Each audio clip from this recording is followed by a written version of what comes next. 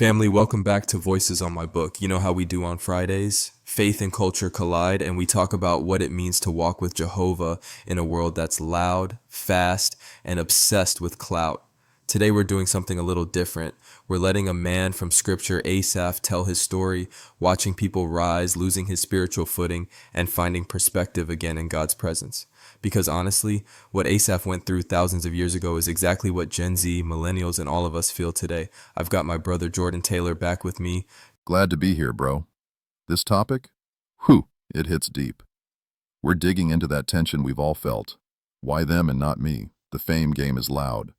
Sometimes it seems like everyone's winning except you. The Bible doesn't hide that feeling. In Psalm 73, Asaph, a worship leader serving in Jehovah's house, says, "I envied the arrogant when I saw the prosperity of the wicked." Tonight we will step into his shoes, walk through his emotions, and let Jehovah reset our perspective like he did for Asaph. Let's be real. Asaph had a moment. He was leading worship, serving faithfully, staying loyal. But every time he looked around, people who ignored Jehovah seemed to be leveling up.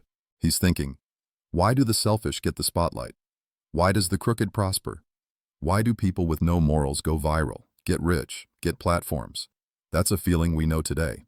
Some industries reward the lowest morals, celebrate excess, and mock righteousness. Yeah, you see people flaunting it all, luxury, fame, and you think, Jehovah, I promise if you bless me like that, I wouldn't move like that. You feel the tug, jealousy, weariness, discouragement. That little voice creeps in.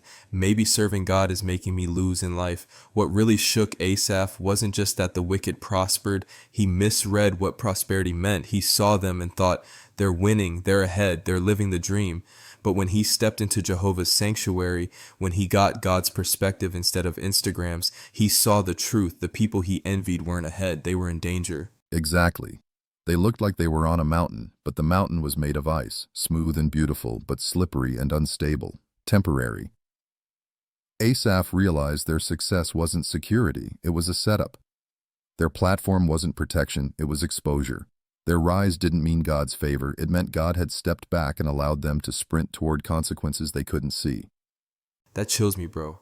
Sometimes what we envy is actually something God is rescuing us from. We look at someone else's relationship, career, or bank account and think, God, why can't I have that? God might be saying because what they have is killing them slowly, because it's not backed by character, because it's outpacing their maturity. Their rise is built on pride, selfishness, manipulation, or compromise, so what looks like winning is really a countdown. They aren't ahead. They're closer to impact. Think about it. They're running fast, but running fast in the wrong direction doesn't make you ahead. It makes you closer to danger. They're climbing, but climbing a collapsing ladder doesn't put you ahead. It puts you closer to the fall. They're shining, but being lit by the world's spotlight doesn't mean you're blessed. Sometimes it means your cracks are about to show. Here's the spiritual truth Asaph discovered. Jehovah wasn't withholding good from him.